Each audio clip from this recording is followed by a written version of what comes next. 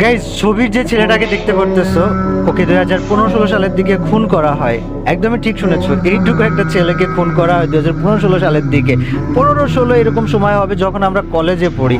আর আজকে একটু সময় দিয়ে আমার আজকের গল্পটা শুনো। ওর নাম ছিল পলাশ।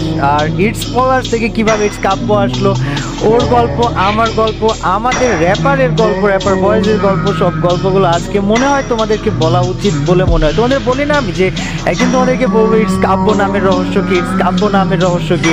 আজকে সেই গল্প তোমাদেরকে শোনাবো। একটু ধৈর্য ধরে তোমরা আমার গল্পটা শোনো, আমাদের গল্পটা শোনো।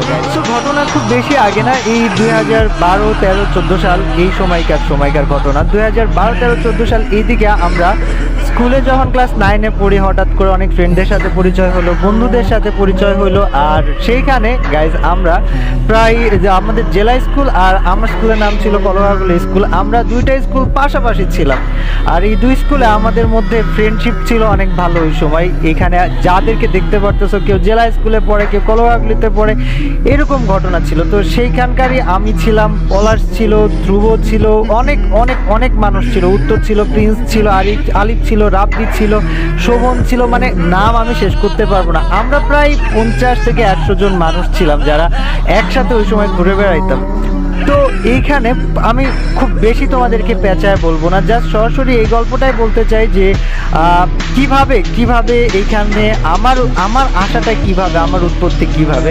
আর এখানে অনেক ছবি থাকবে। ওই বয়সে আমরা অনেক কেমন টাইপের যেন ছবি টবি তুলতাম, কেমন দেখতে ছিলাম, এগুলো নিয়ে তোমাদের যদি মনে হয় মজা করবা কইরো। বাট গাইজ, আজকে আমি তোমাদেরকে একটা কষ্টের গল্প বলবো, যেটা আমরা কেউই হয়তো জীবনে ভুলতে পারবো না। আর এখানে যে ছবিগুলো দেখতে পারতেছো, অনেক বেশি ছবি নাই। আর এখানে আমার ছবি থেকে আমার বন্ধুদের ছবি বেশি আছে। আর এটার কারণ হচ্ছে ভাই, ওদেরকে ওই সময় আমি মানে ওদের ছবি বেশি তুলতাম। কয়েক জায়গায় আমাকে দেখতে পারবা, বাট ওদেরকেই বেশি দেখতে পারবা।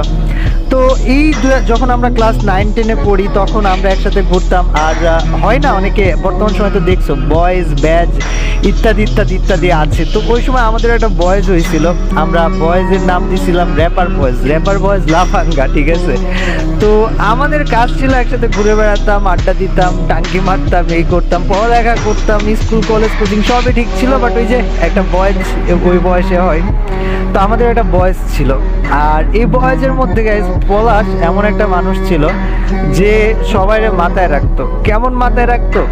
পলাশের বাড়ি কুষ্টিয়ার মেন টাউনে ছিল না, পলাশের বাড়ি ছিল হচ্ছে হরিপুরে।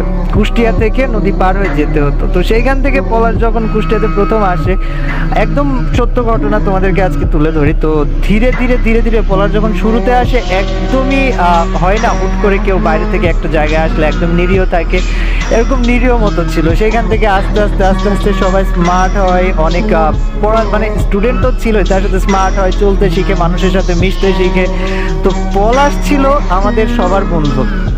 পলাশ আমরা একসাথে, মানে আমরা সারা দিনই বলতে গেলে একসাথে কাটাইছি।